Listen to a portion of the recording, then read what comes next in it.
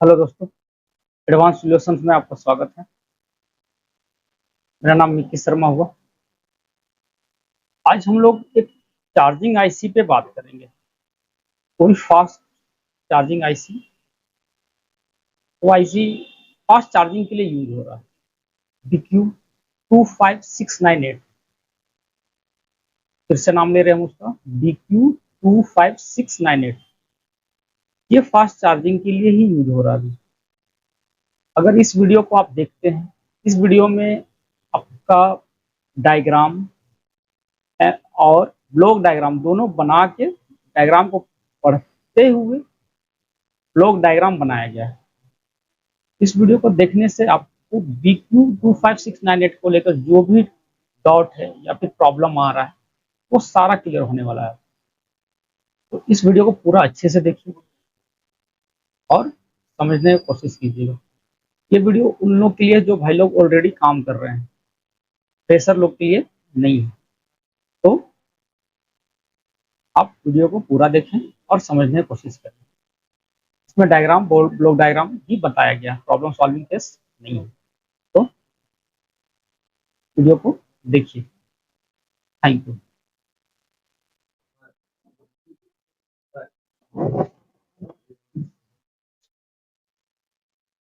चलिए आज हम लोग एक डायग्राम समझते हैं। पहले तो ब्लॉक डायग्राम और डायग्राम दोनों ही करना है। तो पहले हम लोग लेआउट और इसका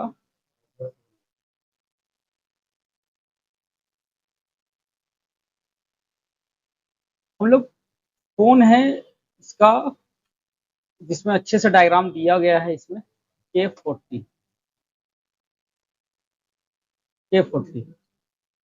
ये आप मॉडल यहाँ पे देख सकते हैं, रेडमी K40। ठीक है, रेडमी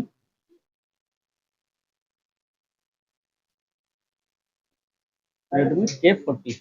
इसी डायग्राम से आज हम लोग देखेंगे कि हाँ, BQ 25698 फास्ट चार्जिंग आईसी।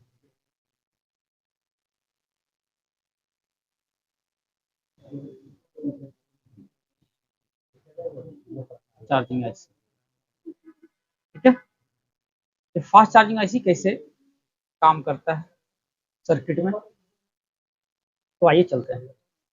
तो इसमें हम आपको दिखाते हैं कि फास्ट चार्जिंग आईसी के लिए पहले तो यहाँ पे हम देखते हैं, ये बैटरी कनेक्टर ये आपका है, और ये जो अभी मॉसफेट लग के आ रहा है, आप देख सकते हैं इसमें इस टाइप से मॉसफेट लग के आ रहा है। ठीक है, तो इसी मॉसफेट के थ्रू हम लोग आगे बढ़ेंगे कि क्या है। तो इस मॉसफेट के में अब लेआउट में नंबर निकाल लेते हैं, कहाँ पे है। बैटरी कनेक्टर के जस्ट बगल में कोना साइड ये बैटरी कनेक्टर, ये Q5501 है। तो इसमें हम इसको Q5501 सर्च मारेंगे। ये आपका OVP के जैसा काम कर रहा है मॉसफेट। इसमें OVP नहीं डाल के एक मॉसफेट डाल दिया गया है। तो ये है, ये हुआ ड्रेन, ये सोर्स और ये गेट। ठीक है, एक कनेक्टर से भी बस कनेक्टर, कनेक्टर का शॉर्ट फॉर्म लिखा हुआ है। तो भी बस कनेक्टर से ये 5.2 वोल्ट आ रहा है, और इसके मॉसफेट के अंदर ड्रेन से इन हो रहा है और सोर्स से आउट हो रहा है। गेट जो ओवर वोल्टेज के लिए यहाँ पे दिया गया है, जो कि ये लास्ट में आपका जाएगा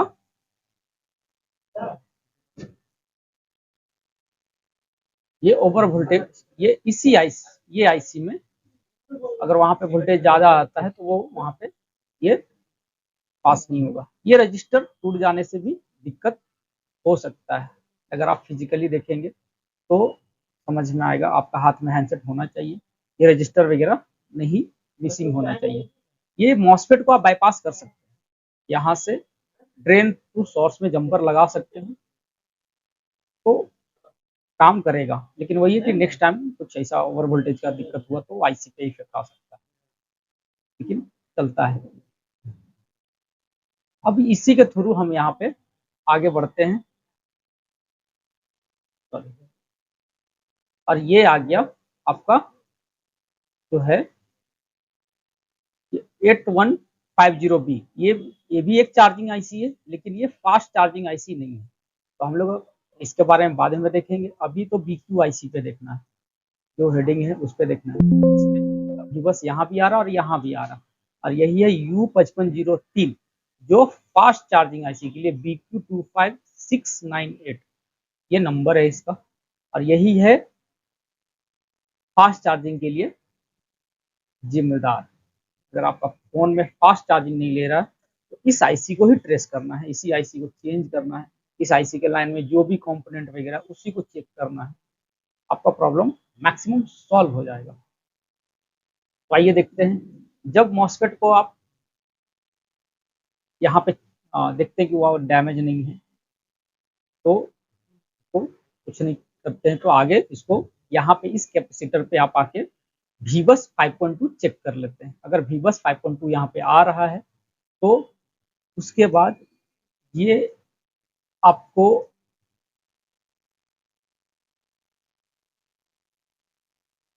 आईसी फास्ट चार्जिंग के लिए ये VBAT कनेक्टर में निकालेगा, ठीक है। VBAT कनेक्टर में निकालेगा कितना, और वही 3.724 वोल्ट, ये इसका वोल्टेज। अगर एक एवरेज बात करें तो हाँ 3.724 वोल्ट ऐसा निकालेगा, ठीक है। और ये जो कैपेसिटर है, ये सब जो कैपेसिटर, चार्ज कैपेसिटर इसको अगर बोलेंगे तो बूस्ट कैपेसिटर भी बोल सकते हैं, ये करंट को क्या कर रहा है, स्टोर कर रहा है, ठीक है। तो ये सब कैपेसिटर जो यहाँ पे देख रहे हैं, ये सब कैपेसिटर ये मिस नहीं होना चाहिए, शॉर्ट नहीं होना चाहिए, है ना। अगर इसका पे वोल्टेज नापेंगे तो थोड़ा सा इधर अगर अप साइड 4 देगा तो नीचे साइड 3 देगा, ऐसा अगर अप साइड 4 दे रहा है तो नीचे साइड 3 देगा। ये आप वोल्टेज नहीं भी चेक करके आप ये देख लीजिए कि हाँ ये कैपेसिटर को शॉर्ट तो नहीं है, मिस तो नहीं है, क्योंकि ये सीरीज में लगा हुआ है, ठीक है। जस्ट ऐसे ही सर्किट है ये वाला, ये कैपेसिटर जो आपको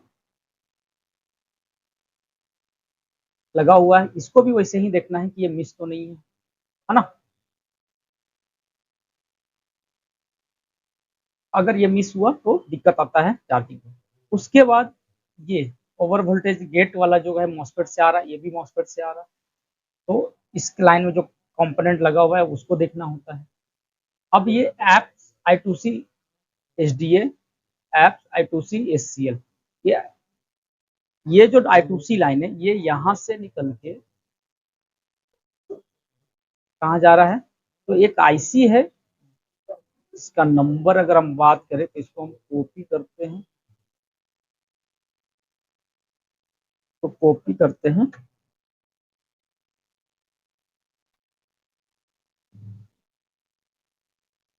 और इसी को यहाँ पे पेस्ट मार देते हैं।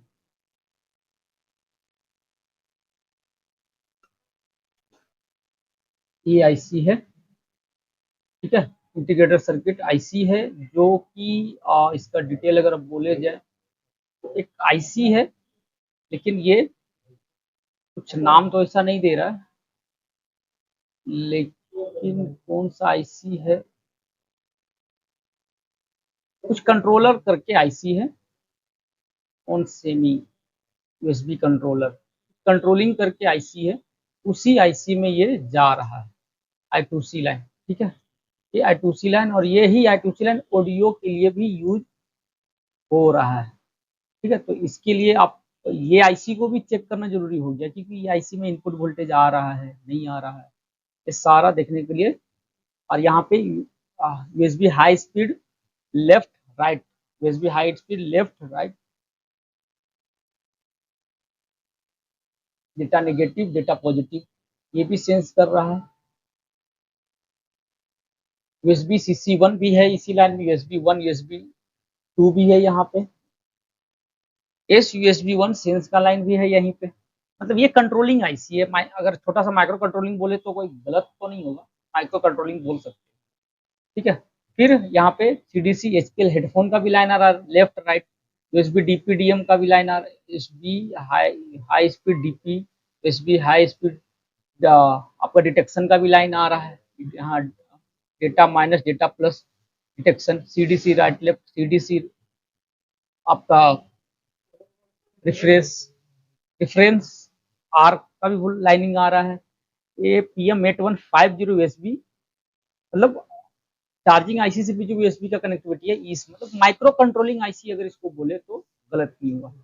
लेकिन ये ऑडियो स्विच, ये लाइन यहाँ से निकल के फिर कहाँ जा रहा है, अगेंस्ट पुल अप भी है एक, और एक लास्ट में सीपीयू में चला गया, जीपीआईओ सेक्शन में। तो इस सेक्शन को, इस I2C लाइन को भी चेक करना पड़ेगा। अगर आपका ये सब भी बस यहाँ पे आ रहा है, वीबैट में वोल्टेज मिल रहा है, और ये सब कैपेसिटर को डैमेज नहीं दिख रहा है, किसी तरह का मिसिंग नहीं है, शॉर्टिंग नहीं है, तो इस कंडीशन में आपको I2C लाइन चेक करना पड़ेगा। ठीक है, बैटरी पॉजिटिव एंड नेगेटिव का भी यहाँ पे सेंसिंग लाइन है, इसको अभी देखेंगे। अभी फिलहाल एंड का लाइन में देख सकते हैं, INT का लाइन यहाँ से निकल के कहाँ जा रहा है, सीपीयू में, मतलब वहां का जो इन्फॉर्मेशन सीपीयू भी अपना, इसको सीपीयू अपना जो भी है चेक, मतलब डेटा का काम ले रहा है कि कैसा परफॉर्म कर रहा है नहीं कर रहा, उसका भी इससे कोरिलेट कर रहा है। तो इस लाइन में भी आप इसको चेक करेंगे, इसमें कोई कंपोनेंट है नहीं तो ठीक है, कोई दिक्कत नहीं, लेकिन आप इस पे जनरली आईसी निकाल के या फिर पिन नंबर काउंट करके जीआर चेक कर सकते हैं। ठीक है, फिर उसी तरीके से आप इस पे, ये लाइन भी अगर दिक्कत करता है, ये रजिस्टर वगैरह मिस होता है तो दिक्कत आएगा, कुछ भी इन लोगों हो सकता है। बैटरी पे आप चार्जिंग लगाओगे तो रेड कलर और कुछ भी शो कर सकता है, एरर का ही मैसेज आ सकता है। बस आपको वो देखना है, बस देखना है कि ये मिस तो नहीं है। और उसके बाद यहाँ से निकल के कहाँ जा रहा है, और ये जो मेन चार्जिंग आईसी है जिससे नॉर्मल चार्जिंग होता है, फास्ट तो बीक्यू कर रहा है, PM8150 वहाँ जा रहा है। पॉजिटिव नेगेटिव, वीबैट सेंस पॉजिटिव, वीबैट सेंस नेगेटिव माइनस, तो ये मतलब पॉजिटिव नहीं, बैटरी सही से लगा है, प्लस माइनस सही से लगा, वो चीज को सेंस कर रहा है। तो ये रजिस्टर भी आप यहाँ पे चेक कर सकते हैं। बैटरी कनेक्टर यहाँ पे आ गया। ठीक है, तो ये अंदर ही अंदर वीबैट लाइन से ही जुड़ा हुआ था, ये अलग से कोई लाइन अंदर अंदर जा रहा है, लेकिन ऊपर में आपको वीबैट लाइन ही दिखाई देगा। ठीक है, तो आप इसको भी ट्रेस कर सकते हैं, ये रजिस्टर आप देखेंगे कि वो मिस नहीं होना चाहिए। ठीक है, तो और उसके बाद तो ये SRN-SRP का लाइन यहाँ पे ग्राउंड कर दिया है। जो पिछला BQ में SRN-SRP जो करंट सेंसिंग का लाइन होता था, याद करेंगे, जो करंट सेंसिंग रजिस्टर के जस्ट नीचे से जाता था SRN-SRP, तो वो लाइन यहाँ पे ग्राउंड कर दिया, तो उसको चेक करने का जरूरत नहीं है। अगर कोई यहाँ पे कोई कंपोनेंट रहता, इस पे कोई कंपोनेंट रहता, तो हमको चेक करने का जरूरत था कि हाँ वो कंपोनेंट मिसिंग तो नहीं है, शॉर्ट तो नहीं है, लेकिन यहाँ पे डायरेक्ट ग्राउंड है। तो बस आपको ये देखना है कि प्रिंट तो मिसिंग नहीं है ना, जब आईसी निकाल रहे हैं आप, तो यहाँ पे प्रिंट मिसिंग नहीं होना चाहिए, ग्राउंड होना चाहिए, साथ में होना चाहिए। ठीक है, तो इस आईसी में और कुछ ज़्यादा नहीं है, लेकिन इसके बाद ये माइक्रो कंट्रोलिंग आईसी आपको बताए हैं, ये वाला ये जरूरी है आपको चेक करने के लिए कि भाई इसमें अगर वहाँ के बाद भी नहीं आ रहा है, तो फिर आपको इसमें क्या है कि इस आईसी में, इस आईसी को रिवॉल्व करके भी रख सकते हैं, क्योंकि डेटा लाइन तो वही यहीं आ रहा है। ठीक है, ऑडियो के लिए भी यूज हो रहा है, तो इसको भी आप, लेकिन जनरली उतना इसमें प्रॉब्लम नहीं आएगा अगर क्रैक वगैरह नहीं है, पानी वगैरह नहीं गया तो, लेकिन कुछ भी हो सकता है। इसके बाद फिर हम लोग जाएंगे सीपीयू में। अब इसके बाद ये लाइन कौन सा है ये देखते हैं, ये यूएसबी से ही है, यूएसबी से रिलेटेड लाइन है, सेंस का लाइन यूएसबी सेंस कर रहा है, मतलब पूरा अच्छा डिजिटली करने की कोशिश किया जा रहा है इस सब अब लाइन के थ्रू, तो प्रॉब्लम छोड़ना नहीं होता है। ठीक है, तो लास्टली आपको अब इसी को लेकर हम लोग क्या करेंगे, ब्लॉक डायग्राम। अब इस पे पुल अप है, तो पुल अप वोल्टेज इस पे चेक करना होगा। ये वोल्टेज तो आएगा ही जनरली, ये रजिस्टर वगैरह मिस तो नहीं है, डेटा फ्लो वगैरह ट्रांसफर तो नहीं कर रहा, तो ये रजिस्टर आप मिस कर सकते हैं, सॉरी चेक कर सकते हैं, मिस नहीं कर सकते, चेक कर सकते हैं। ठीक है, तो ये सब आपको समझना पड़ेगा। इस आईसी में और ज़्यादा कुछ खास है नहीं। ये कैपेसिटर जो ऊपर का है, ये बूट कैप, इस आईसी का ये बूट कैप है। इधर आप यहाँ पे आप इसको चेक कर सकते हैं, बैटरी को, सॉरी बूट कैप को। जैसे नॉर्मल में बूट कैप कैसे बनता है, वैसे ही यहाँ भी बूट कैप बनेगा वोल्टेज। ठीक है, ये आपको मिस नहीं होना चाहिए, कैपेसिटर शॉर्ट नहीं होना चाहिए, ये सब याद रखिएगा। ठीक है, तो ये सब आपको फंडा पता होना चाहिए कि क्या है नहीं है। बाकी ये इजी है, उतना कोई ज़्यादा कुछ इस लाइन में नहीं है। बीक्यू तो फास्ट इसी को ही यूज किया गया है। तो चलिए अब इसी को लेकर हम लोग ब्लॉक डायग्राम बनाएंगे कि किस ढंग से इसको ब्लॉक डायग्राम बना के समझेंगे अपने लैंग्वेज में। तो इसमें ये अब ये BQ हम ड्रॉ किए हुए हैं पहले ही से। तो अब इसको हम लोग क्या करेंगे, ब्लॉक डायग्राम यहाँ पे भी बस इन कराएंगे, तो कैपेसिटर ड्रॉ करेंगे, फिर वो I2C लाइन जा रहा है माइक्रो कंट्रोलिंग आईसी में, तो वहां से वही I2C लाइन CPU में जा रहा है, तो सारा ड्रॉ यहाँ पे करेंगे। तो पूरा वीडियो को देखिएगा, अच्छे से देखिएगा। ठीक है,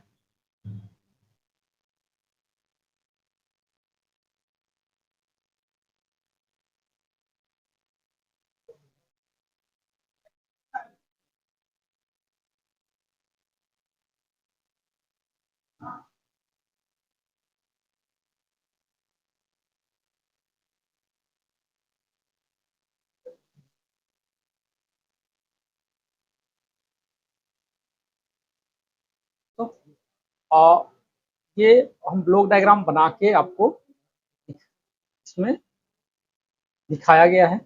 अगर आप लोग को वीडियो ज़्यादा लंबा ना हो, इसका पार्ट 2 हम लॉन्च करेंगे, लेकिन आप लोग को चाहिए सीरियसली कि ब्लॉक डायग्राम पे समझाएं, बना के समझाएं ब्लॉक डायग्राम को अच्छे से, स्टेप बाय स्टेप।